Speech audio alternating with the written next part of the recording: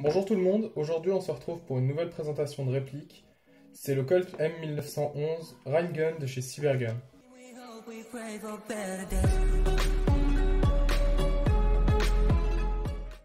Donc voici la réplique. Comme je l'ai dit, c'est une réplique Cybergun avec la licence Colt.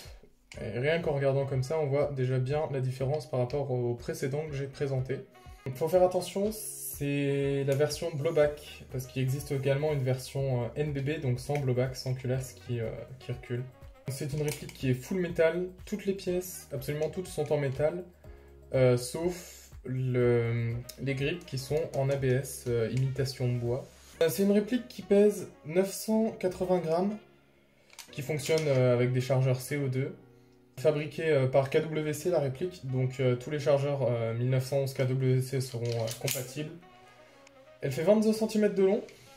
Je l'ai payé 109,99 € sur Déstockage Game, donc c'est plutôt raisonnable pour une réplique CO2 sous licence. Les chargeurs supplémentaires sont à peu près une trentaine d'euros selon les shops. La réplique est livrée dans cette boîte bleue Colt. C'est la même pour tous les Railgun et globalement tous les produits Cybergun sous la licence Colt. Elle est livrée avec son adaptateur pour modérateur de son, parce que la réplique c'est un pas de vis qui permet après, je l'ai acheté en pack. Voilà. Donc voilà ce que ça donne avec le suppresseur.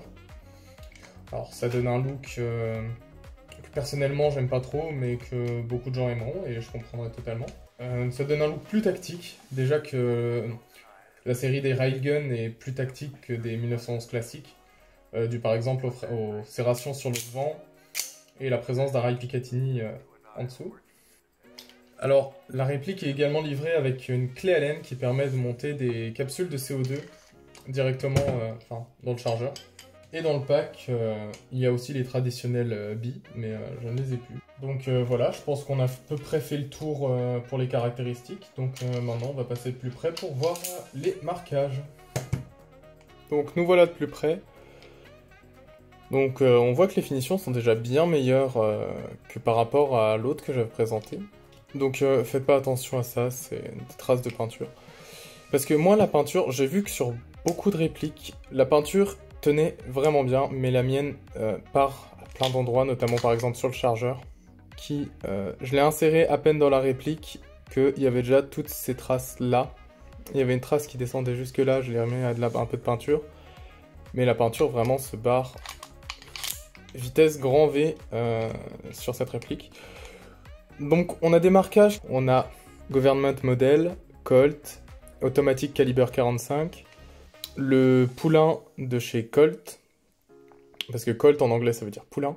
La sécurité de pouce est fonctionnelle, bon, faut que le marteau soit armé, comme sur les vrais. Et du coup, ça ne fonctionne pas, enfin, ça... y a pas de... le coup ne part pas. La sécurité de pédale également fonctionne, c'est-à-dire que si on appuie pas sur ça, ça ne peut pas, le coup ne peut pas partir. Et si, hop, le coup part. Alors on a aussi des serrations sur les organes de visée. Organes de visée d'ailleurs modernes. Donc un point blanc devant, 2 points blancs derrière. Qui sont ma foi plutôt pas mal. Ici, Colt Railgun. Pas de marquage sur le canon externe. Ce qui est pas plus mal que le 9 mm, que le 6 mm qu'il y avait sur l'autre. Et là, des marquages airsoft. Donc F pour le marché allemand. Un numéro de série. Une calibre 6 mm et un Made in Taiwan. Tout ça, c'était des marquages blancs. Les plaquettes de crosse sont vraiment bien réalisées, c'est-à-dire que déjà, il y a les losanges. Il n'y a pas de poulain sur les plaquettes. Et elles sont vraiment belles. Ça se voit que c'est pas du vrai bois, mais elles sont vraiment belles, elles sont vraiment jolies. Le bouton d'extraction du chargeur, en temps normal, ne pose aucun souci. Il y a juste un souci avec le mien, c'est, imaginons on arme et qu'on fasse feu, et bien le chargeur ne tombe plus tout seul, il faut le descendre et après il fonctionne. Mais c'est le seul défaut que j'ai. Alors le ressort de rappel est vraiment très faible, c'est-à-dire que même en prenant par la mire arrière, eh bien on arrive quand même à armer. L'arrêtoir de culasse fonctionne très bien. ça y a aucun souci. Il y a quelques années, la réplique ne pouvait pas ce power stroke, mais maintenant c'est possible. Le marteau a 3 positions, c'est-à-dire à la battue, semi-armé, totalement armé. Alors, on voit une ligne de moulage, mais elle est vraiment très discrète. Et voilà, on la voit quasiment pas. Ce qui est très bien, il n'y a aucune vis apparente. On va regarder le trigger reset. Alors, il y a un tout petit jeu comme ça, et après on arrive directement sur un mur. Là, pour le coup, il y a directement un mur, voilà. Il n'y a pas d'over travel.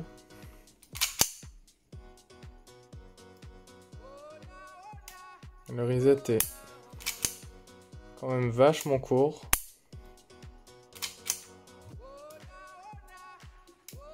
Là. La course est vachement courte. La course est vachement courte. J'ai profité qu'on est en gros plan pour montrer comment on démonte cette réplique. Donc c'est classique, hein, comme tous les 1911. C'est-à-dire que on aligne le cran de demi-lune, c'est-à-dire, enfin déjà on enlève le chargeur, ensuite on aligne le cran de demi-lune, on appuie sur le petit bouton ici, enfin sur l'arrêteur de culasse, histoire au final de la faire sortir, et ensuite on peut balancer la culasse en avant. Ensuite on a donc le corps de l'arme et la culasse. Donc on va enlever le ressort de rappel et sa tige guide. Donc faut faire gaffe parce que c'est 2 pièces différentes. Ensuite, le recoil steam plug, excusez-moi. L'embouchure de canon. Il y a un deuxième ressort parce que il y a vraiment un gros kick. Et du coup il y a un deuxième ressort. Normalement il n'est pas là sur le vrai.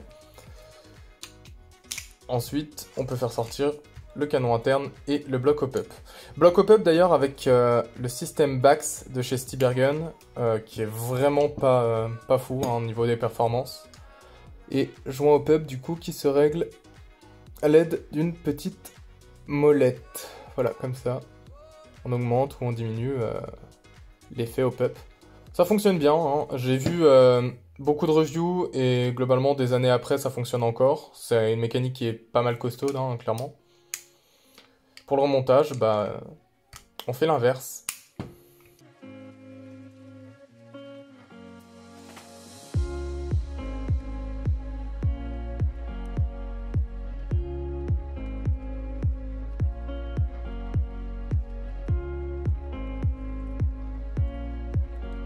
Ensuite, les 2 coups pour vérifier que ça fonctionne bien. Et on teste l'arrêteur de culasse.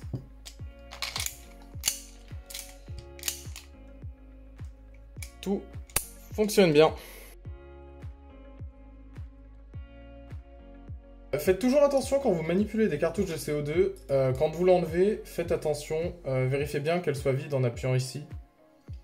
Parce que ça peut après s'éjecter, servir et faire des projectiles. Et ça peut être très dangereux. Donc j'ai en contact. Et ensuite... Hop. Au niveau du kick... Il y a vraiment un bon kick, il n'y a pas à dire. Hop, l'arrêteur de culasse se met bien en fin de chargeur sans bille. Vraiment, le chargeur n'est pas encore trop froid. Évitez de stocker vos chargeurs avec des cartouches de CO2 enclenchées, parce que ça a tendance à appuyer sur les joints et à niquer vos joints. Alors, pour conclure, on a une réplique qui est vraiment bien, qui n'est pas excessivement lourde, pas excessivement cher, mais on sent qu'on a quelque chose dans la main quand même. Hein. Le kick est vraiment sympa, le mécanisme blowback fonctionne vraiment bien. Ça cycle bien, il y a des beaux marquages. Les performances avec le joint Bax sont pas excessivement bonnes, mais ça suffit amplement. Avec un temps de rodage, ça passe largement. Il y a des bonnes finitions avec la queue de détente type 1911. Je l'ai pas dit, mais les chargeurs on peut tirer un peu plus de 5 chargeurs avec. Enfin, avec une charge avec une sparklette de CO2 et on peut y mettre entre 16 et 17 billes. On a quand même quelque chose qui est beau. On a des beaux marquages, hein, une belle finition. Pas très très cher en plus. Bon, les marquages blancs, mais ça, on est obligé. Dans l'ensemble, du coup, c'est vraiment une bonne réplique qui fonctionne bien. Pas de souci particulier avec, si ce n'est la peinture qui tient pas extrêmement bien et mon petit souci avec les chargeurs, mais ça, je sais que toutes les répliques ne l'ont pas. Donc en soit, c'est vraiment une bonne réplique.